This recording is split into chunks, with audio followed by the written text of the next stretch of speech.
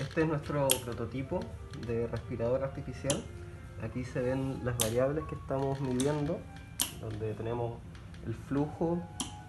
y las presiones que estamos midiendo en el pulmón de nuestro sistema, que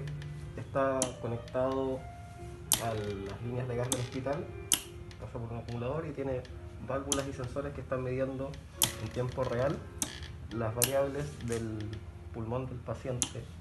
que está conectado a la máquina.